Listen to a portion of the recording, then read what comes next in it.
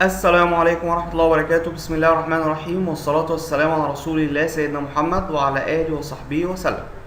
أهلا بكم جميعا في كل مكان، أهلا بكم في حلقة جديدة من كورس دارت وفلاتر. إن شاء الله النهاردة معادنا مع تكملة لمواضيع الوراثة والأو بي بصفة عامة. الموضوع بتاع النهاردة هيكون مهم جدا، وهو للناس اللي عايزة تعرف كل الفنيات وكل الحاجات اللي دائما وأبدا بنتسأل فيها في الانترفيو. بنعمل حساب النقطة ديت، لأن احنا هدفنا في الكورس مش ان احنا بناخد كلام أكاديمي ولا كلام نظري ولا كلام حتى تطبيقي فقط، لا، احنا كمان بناخد كلام يأهلنا في الجهة العملية لما نيجي نروح نقدم في شركة ونتسأل في الانترفيو، وبيكون عايز واحد شاطر برمجيا بيسأله في التفاصيل اللي احنا بنشرحها ديت. فلذلك انا بعمل حساب النقطة دي جامد جدا جدا في كل الكورسات اللي ربنا طبعا يعني بينعم عليا ان انا اشرح الكلام دوت. النهارده هنتكلم عن حاجه اسمها المالتي انهيرتنس.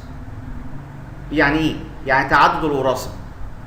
طب يعني ايه برضو باللغه اللي انت كلمتنا فيها في الوراثه ايام ما كنا بنيجي نورث يعني وكده؟ هقول لك ببساطه، احنا لما كنا بنيجي نورث بنقول في عندنا سوبر كلاس وسب كلاس.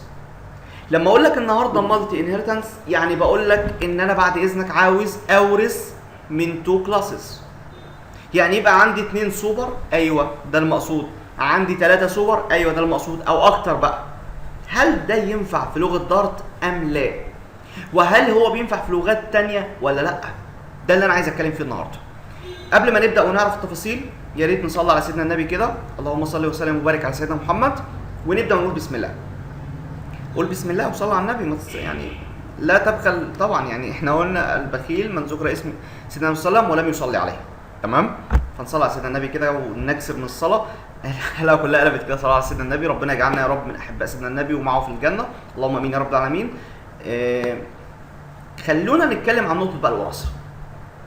ببساطه جدا، لغات تانية زي السي بلس بلس، جافا، بايثون، اللغات الكتيره دي فيها لغات كده منها بتدعم موضوع ان انا اورث من اكتر من كلاس. انا بحكي لك الموضوع على اساسه عشان تبقى فاهم انا ليه بتكلم في الموضوع ده. ما تقولش ما تنجز، قول فيه ولا ما فيش. لا، لازم افهمك ان في لغات تانية بتقبل الموضوع ده وفي لغات ما بتقبلش. لغه دارت بقى ما بتقبلش. اديني جبت لك الخلاصه بتاعت النهارده. خلاصه ان لغه دارت لا تقبل. طب ازاي؟ اثبت لنا. احنا عندنا كلاس اسمه ايه، صح؟ صح. وكان عندنا كلاس عاملينه قبل كده اسمه ان تقريبا، اهوت. ان ده كان فيه شويه كده حاجات وخلاص. فانا عندي كلاس ان وكلاس اي. لو جيت قلت لك كلاس بي اورث لي من A ومن N، هيعترض على الاثنين. خلي بالك هنا كده الاعتراض اصبح على الاثنين. ما ينفعش يطلع ادي كلاس N موجود، بس هو معترض. انت لا تورث من A لا تورث من N. انما تقول لي هورث من 2 كلاسز، ده خطأ. ده موضوع النهارده. يبقى اول حاجه عايزك تعرفها، دارت لا تدعم موضوع المالتي انهيرتنس، ما بتدعمش الموضوع ده. في لغات تانية بتدعمها. اوكي. طيب ببساطه كده، في بعض الطرق بتتعمل، وخلي بالك من المصطلحات عشان انا باكد والله على الكلام. والله انت هتعرف قيمه الكلام ده وانت في انترفيو شركه، وانت في امتحان لشركات كبيره بيعملوا ساعات ام سي كيو كويشنز، اسئله يعني ام سي كيو كده اختيارات، ويجيب لك الاسئله والمسميات اللي بقولها لك دي. ساعتها هتعرف قيمه كلام النهارده. بيسالك ويقول لك في حاجه اسمها مالتي انهيرتنس وحاجه اسمها ليفل انهيرتنس او ليفل اوف انهيرتنس. فرق ما بين الاثنين. تعال ما افهمك الفرق ما بين الاثنين. ايه الكلمه الثانيه؟ احنا فهمنا الاولانيه ان انا اورث من اكتر من كلاس، ده ما بيدعمش في دارت، ولكن في لغه ثانيه بتدعمه. طيب ايه النقطه الثانيه اللي انت قلتها؟ انت قلت حاجه اسمها، ركز قوي في الكلمه دي، اسمها ليفل اوف انهيرتنس، مستويات الوراثه. يعني ايوه هي مستويات الوراثه. طب معناها ايه؟ بص كده، فاكر الكلاس اللي كان اسمه سي؟ ايوه. لو انا جيت قلت لك يا سي انت بتورث، امسح كل محتوياته كده، احنا عايزين نبداه كده من جديد، وقلت لك انت بتورث من كلاس بي. ركز بقى معايا في النقطه دي كده. انا بورث من كلاس مين؟ بي. اعترض على مين؟ على السي. قال لك لازم تنشئ لي كونستراكتور، انا عادي هخليه ينشئه هو. هو الاعتراض ده اتعمل ليه؟ وانا ورثت من بي اللي هو ايه بالظبط؟ عشان احنا مش فاهمين. لا بسيطه، بس انت اللي مش عاوز تفهم. اطلع كده فوق. انا ورثت من كلاس بي ده اللي هو فيه كونستراكتور ده اللي بياخد 3 حاجات. فلذلك اول ما ورثت على طول، الكلام ده شرحناه مره فاتت، طلب منك ده، فاحنا خلينا نعمله اوتوماتيك. بس مش دي النقطه اللي انا بتكلم فيها. امال ايه النقطه اللي بتكلم فيها بقى يا محمد؟ النقطه اللي بتكلم فيها ان لما انت تيجي تورث من كلاس عباره عن سب كلاس، ما هو كلاس بي ده سب كلاس للكلاس مين؟ كلاس ايه. خد بالك من الفكره دي. تعال ننزل كده نعمل اوبجكت من كلاس سي. في فكره اكيد جت في دماغكم دلوقتي، هقول لك ايوه الفكره اللي في دماغك دلوقتي هي دي مستويات الوراثه. انك تورث من كلاس وارث، خلي بالك محتاج منك كونستراكتور، ما تنساش دي. طب الكونستراكتور عباره عن ايه؟ هنقول له مثلا 12، هنقول له مثلا 25. لا ده سترينج وعايز سترينج، هو اللي كاتب ورانا اهوت الحاجه محمد. بعد كده مثلا 15 بس اهو. تعالى اقول سي 1 كده دوت، ظهر لك النيم، ظهر لك في 1، ظهر لك في، ظهر لك بي بي، صح كده؟ صح. اطلع كده للكلاس بي. كلاس بي ما عندوش غير متغير واحد اسمه في بس. جاب لي الباقي منين؟ جاب لك الباقي من هنا، صح ولا ايه؟ ايوه صح. اذا لو انت عاوز تورث من مالتي كلاس، يعني يبقى كانك وارث من 2 كلاس، تعمل ايه؟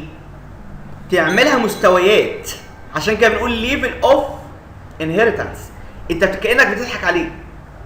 بدل ما انت تقول له انت يا سي بتورث من ايه وبي، لا انت خدت مين؟ ورثت من بي اللي بيورث من ايه وبي، بيورث من ايه.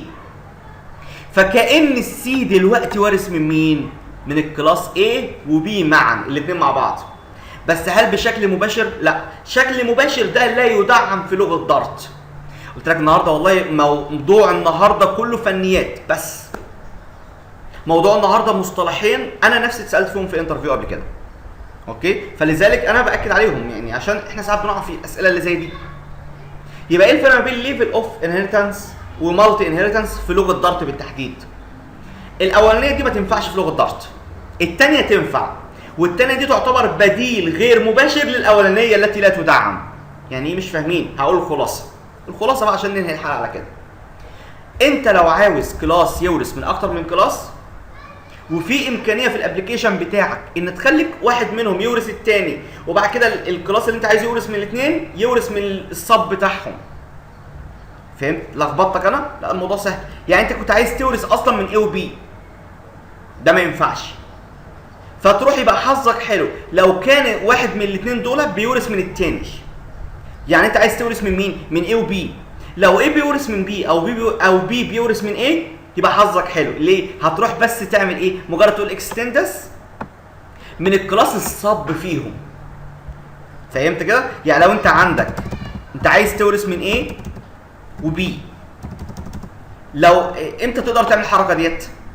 لو عايز تعمل اكستندس A وبي الاثنين مره واحده كده في سطر واحد، ده ما ينفعش.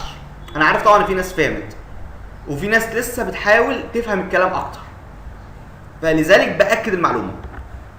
لا حظك يبقى كويس ان لو انت الكلاسين دولت ليهم علاقه ببعض كسوبر وصب، يبقى الموضوع محلول.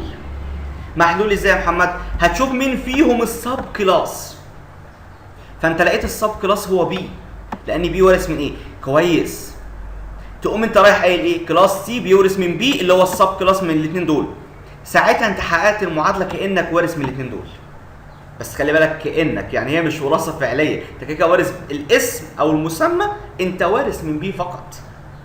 خلاص؟ ولكن بتاخد حاجات الاي كمان، لان الاي وارث البي وارث من الاي. طيب حلوه النقطه دي. طب واحد يقوم قايل لي حته جميله قوي، يقول لي طب افرض انا ورثت من الاي. لو ورثت من الايه كده، ده طبعا هيعترض عليه. لو انت قلت لي انا وارث من الايه، تعال انزل كده شوف تحت، طبعا امسح الكونستراكتور لان الايه ما كانش عنده كونستراكتور. سي 1 دوت مش هيظهر لك غير ان واحد والنيم، اما الفي اتشالت. خدت بالك ليه؟ لان انا ماليش دعوه، انت رايح تورث لي من السوبر، يبقى انت كده بوظت القاعده بتاعتك. بس كده يا شباب، ده كان موضوعنا النهارده، ان احنا بنتكلم عن مالتي انهيرتنس وبنتكلم عن الليفلز بتاعه الوراثه. كده كانك عامل مستويات وراثه. فلذلك احنا بنسمي المصطلح ليفلز اوف انهيرتنس. اتمنى الموضوع يكون مفهوم كويس. هو حلقتي النهارده كلها كانت عن الكلام ده. الحلقه الجايه هنتكلم عن مصطلح جديد يخص الوراثه والاوفر رايد، بنسميه البوليمورفيزم. هنتكلم عنه المره الجايه في حلقه لوحده، لان الناس كتير بتعاني منه ويقول لك ده اصعب حاجه في البرمجه البوليمورفيزم وما بنعرفش نفهمه. الحلقه الجايه هنفهمه كويس وهتشوفهم. نتقابل الحلقه الجايه على خير. دعواتكم كده بظهر الغيب وفي صلاتكم، وربنا يتقبل منكم يا رب العالمين. نتقابل الحلقه الجايه على خير، والسلام عليكم ورحمه الله وبركاته.